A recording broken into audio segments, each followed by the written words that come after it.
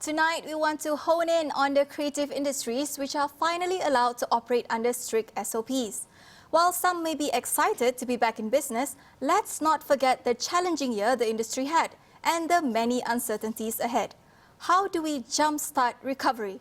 Actor, scriptwriter Redza Minhat weighs in. A lot of the practitioners are freelancers. When we say that, freelancers means if they have jobs, then they earn. So if this whole thing stops, then that means they don't earn. So it's pretty much the same as a lot of other industries which have to be closed down. There was the debate whether this is an essential industry, right? Some people may not think that it is as important, so perhaps some of the practitioners felt that they were neglected. But I would say the challenge for the creative industry is a bit more unique in a sense that it's not directly impacted, but the essence of what it is, for the large part of what creative industry is, it requires things to get back to normal. So as long as we are not in a normal situation, these freelancers or these practitioners, they will face hardships in terms of trying to make a living. Redza says while the government has engaged stakeholders in the creative industries, the lack of streamlined communications among the many agencies has hindered recovery. I think what happened amidst the second MCO is the lack of communication. So you see, when people do not communicate or people sort of like don't indicate that they have a plan, then the practitioners or the people who are impacted by it, they sort of get anxious.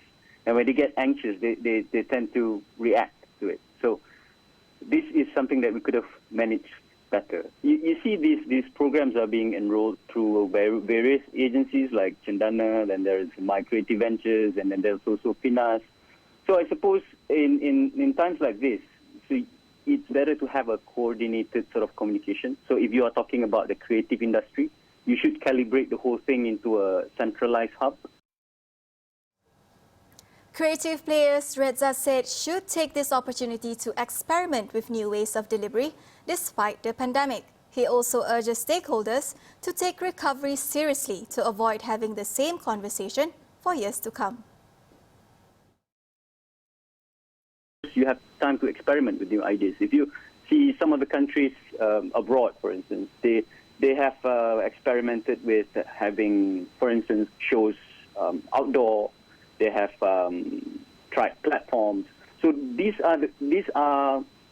the time to actually either on the practitioner themselves or relevant bodies to try and experiment with new ways on how to deliver this creative work. The second part, and I think this is the most critical aspect. You need to be able to prepare or refine the SOP as and when we go back to normal. Like from now, you are given time to actually refine the SOP. Let's just imagine in the second half, for instance, you can start to have a limited capacity for a theatre show or for a concert. So how do you have it? You do not want to get there and then scramble to have an SOP. Creativity should be led by creativity. It should not be led by or be constrained by internal bickering or politics or ego or red tape, because this is the sole purpose where creativity goes to die. You know, like if you continue to have politics, you continue to have bickering internally, like what we've seen so far, you can't have a thriving creative industry. And if you don't have these preconditions, we will still have this conversation the next year and the following year and for years to come.